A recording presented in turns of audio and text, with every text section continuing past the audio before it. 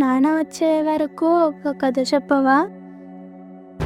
సరే, ఈ కథ త్రేతాయుగంలో ఆదిపురుషులైన శ్రీరాముల వారితో మొదలై ఈనాటి కలియుగంలో మళ్ళీ తన ఉనికి చాటి చూయించుకోవడానికి ఎదురు చూస్తున్న ఒక దుష్ట శక్తి కథ.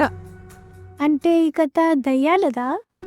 కాదు తల్లి, ఈ కథ ఆదివాసులందరికీ ఉద్యోగాలు ఇవ్వడానికి అడవిలో కంపెనీ బ్రాంచ్ ఓపెన్ చేయాలనుకున్న ఒక బిజినెస్ మ్యాన్తో మొదలై అడవిలోకి వెళ్ళి మళ్ళీ తిరిగి రాని తన మనుషులతో పెరిగి ఆ అడవిలో ఏదో వస్తువు కోసం వెతికే కొన్ని దుష్టశక్తులు కలిగిన దుష్టుల కథ.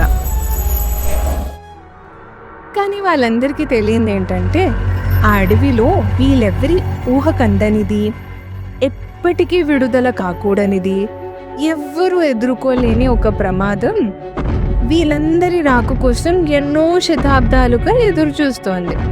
మరి అమ్మ, ఆ అడవిలో తప్పిపోయిన వాళ్ళకి ఏమైంది? ఆ ఈవిల్ పవర్స్ ఉన్న బ్యాడ్ పీపుల్ అడవిలో ఏం వెతుకుతున్నారు? అసలు ఆ అడవిలో ఏముంది? అది వాళ్ళకి ఏమైనా చేస్తుందా అమ్మా?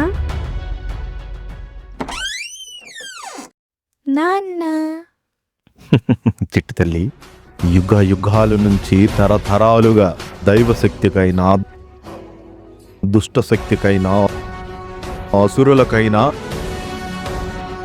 భయపడకుండా ధైర్యంగా ఎదురు నిలబడింది మానవుడు.